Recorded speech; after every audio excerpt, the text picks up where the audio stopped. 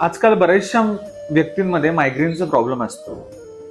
अर्धं डोकं दुखतं किंवा कुठल्याही प्रकारचा कोणताही उपाय केला तरीही मात्र डोकं दुखायचं राहत नाही. परंतु हे डोकं जे दुखतं ते काही कालावधीपुरतच दुखतं. मग अशा वेळेस आम्ही डॉक्टरांची सल्ला घेतली, परंतु सगळे मार्ग करून देखील आम्हाला काय फरक पडत नाही. चला जाणून घेऊया याच्यावरती काय उपाय करायचा. अहिल्यानगर काळमाता तुळजाभवानी देवस्थान पोखर्डीवरनं मी तुम्हाला अशा समस्यांबद्दल उपाय सांगत आहे. सर्वप्रथम या गोष्टी झोप न झाल्यामुळं, अपचन झाल्यामुळं, पित्त झाल्यामुळं होतात, किंवा जर एखादी कुदृष्टी, कुनजर आपल्यावरती पडली असेल तर अशा कारणे असं होतात. जे बाळ ग्रहणामध्ये जन्मलेलं आहे किंवा ग्रहणाच्या वेळेस काही अपशगुन किंवा काहीतरी वेगळ्या गोष्टी घडल्या त्यावेळेस देखील जन्मताच बाळाला अशी प्रॉब्लेम असू शकते. मग याच्यावरती उपाय काय करायचा आहे?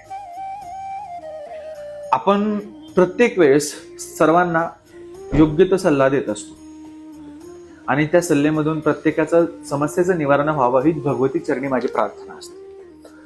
मित्रांनो, ज्यांना अशी प्रॉब्लेम आहे त्यांनी 21 पौर्णिमा जिथं गोदावरीचं काठ असेल त्या गोदावरी काठावरती जाऊन स्नान करायचं आहे आणि गोदावरी काठावरती पार्थिव शिवलिंग बनवायचे आहे. 12 शिवलिंगाची पूजा प्रत्येक पौर्णिमेला करायची आहे. जर गोदावरीचं काठ नसेल तर तुमच्या जवळ कोणती पवित्र नदी असेल तिथे जाऊन तुम्हाला हे 12 शिवलिंग मातीपासून तयार करायचे आहे. 21 पौर्णिमा आपल्याला केल्यानंतर, व्रत केल्यानंतर, भगवंताची पूजा केल्यानंतर याच्यातून एक आगळा वेगळा फरक जाणवतो.